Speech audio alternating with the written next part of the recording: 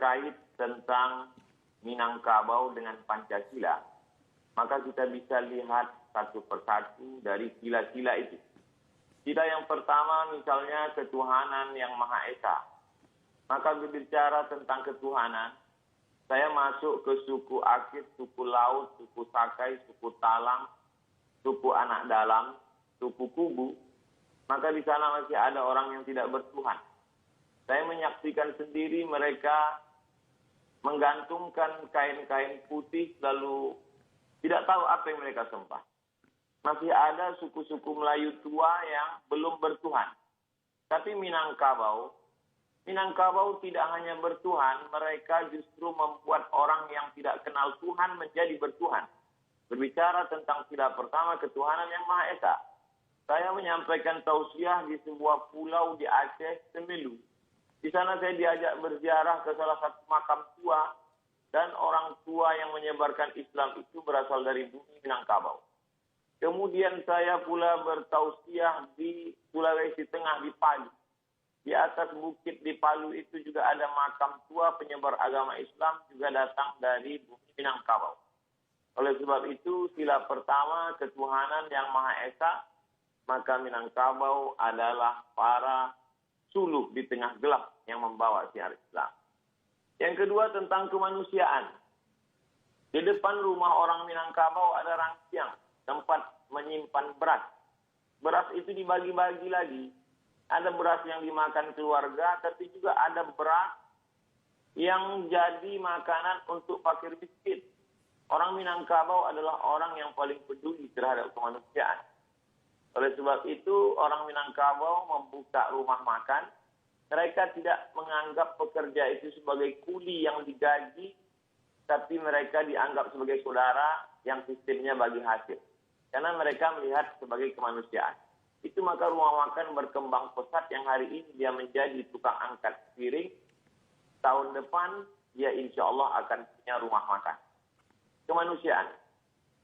Tentang persatuan Indonesia, orang Minangkabau amat sangat cukup rukun dan syarat untuk membuat sebuah negara.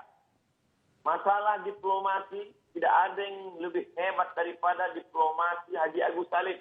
Dia berhadapan dengan orang-orang Belanda, orang-orang Eropa, berbagai macam bahasa dunia dia kuasai. Tentang masalah ekonomi, kita tahu siapa Bapak Koperasi Indonesia, ialah Bung Hatta. Tentang masalah agama, jangan tanya lagi. Orang Minangkabau, prestasi agamanya bukan tingkat nasional. Tapi dia adalah Imam Masjidil Haram, Syekh Ahmad Khatib Al-Minangkabau. Universitas Al-Azhar dalam sejarah hanya sekali memberikan penghargaan Dr. Honoris Causa kepada seorang ayah yang anaknya juga mendapatkan Honoris Causa. Dia adalah Haji Abdul Malik Karim Amrullah, dan ayahnya Abdul Malik Karim Amrullah juga mendapatkan Honoris Causa dari Al-Azhar. Ekonomi, politik, agama, orang Minangkabau punya. Bagaimana dengan tentara? Tentara-tentara Minangkabau tidak dididik di Indonesia. Haji Miskin, Haji Tiobang, Haji Sumani, Tuan Kunan Renceh.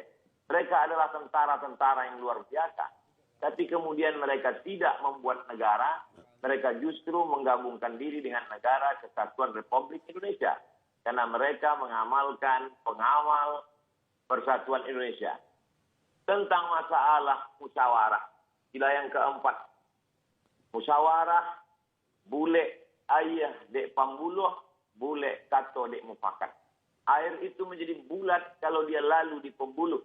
Sedangkan kata itu menjadi bulat kalau dia ada musyawarah mufakat. Orang Minangkabau tidak mengambil keputusan sendiri dengan kepalanya sendiri. Dia tahu dia mungkin silap, salah, dan lupa. Orang Minangkabau mengenal filosofi tiga tungku sajarangan. Kalau kita memasak ada 3 tungku di sana. Tungku inilah yang menampung dandang yang begitu besar. Tungku ini juga yang merasakan panasnya api di bawah. 3 tungku sajarangan. Nenek mama, alim ulama, cerdik pandai. Orang Minangkabau berkata, duduk sendiri sampai duduk bersama lapang.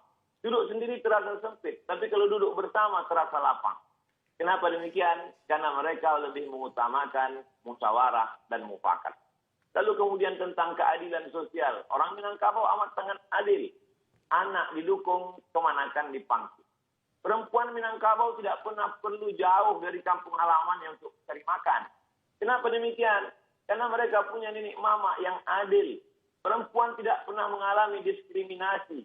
Karena perempuan ada harato tinggi yang tidak dibagi. Sebagian ulama mempermasalahkan harato tinggi. Kenapa tidak dibagi menjadi ahli waris?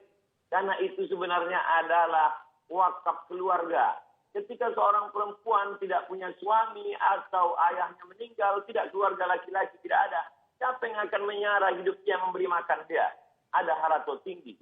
Mereka amat sangat mengutamakan keadilan. Orang Minangkabau amat sangat Pancasilais. Mana buktinya? Dari mulai Sabang sampai Papua. Pesawat saya mendarat di Sorong. Begitu turun saya di airport, tangan melambai dari jauh. Saya suruh dia mendekat ke mobil saya tanya, ada apa? Ambo urang Payakumbuh.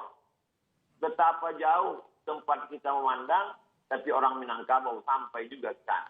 Saya diminta untuk memberikan sepatah dua patah kata untuk penggalangan dana Surau Sydney namanya. Tidak hanya ke Indonesia, sampai ke Sydney orang Minangkabau bisa bersosialisasi. Dia diterima di mana dia berada. Karena orang Minangkabau punya filosofi di mana tanah diinjak, di situ langit dijunjung. Di mana bumi dipijak, di situ langit dijunjung. Orang Minangkabau tidak pemarah. Orang Minangkabau tidak pendendam. Orang Minangkabau bagaimana berdebat hebatnya Muhammad Yamin dengan Buya Hamka. Tapi kemudian sebelum meninggal dunia, apa kata Muhammad Yamin? Nanti jenazahku tolong dibawakan oleh Buya Hamka ke kampung halaman. Mereka memang berdebat. Mereka memang orang-orang yang argumentatif. Tapi hati mereka lembut dan baik. Lalu kemudian 3 bulan. Kalau kita merdeka 17 Agustus, 3 bulan sebelum itu, 29 Mei 1945, maka Muhammad Yamin, putra Minangkabau, sudah menyuarakan tentang pri kebangsaan, kemudian pri kemanusiaan.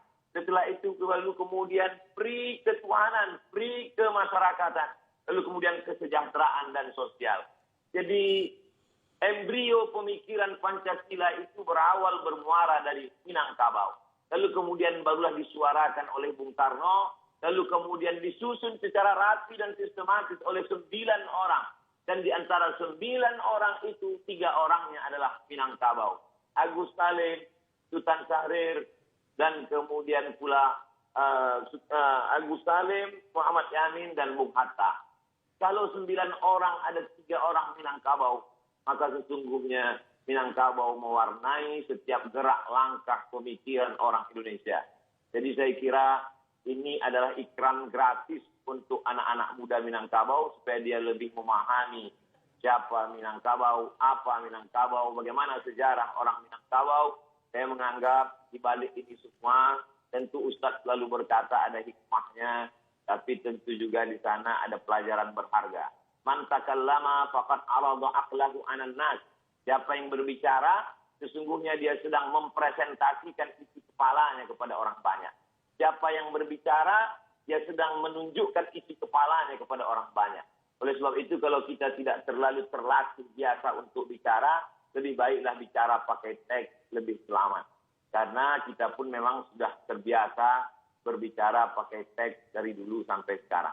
Saya pun sebelum bicara, saya latih-latih dulu. Mudah-mudahan tidak terpeleset karena kita manusia biasa, boleh jadi kita terlupa, tersilap, dan tersalah. Saya kira demikian, Bang Karno.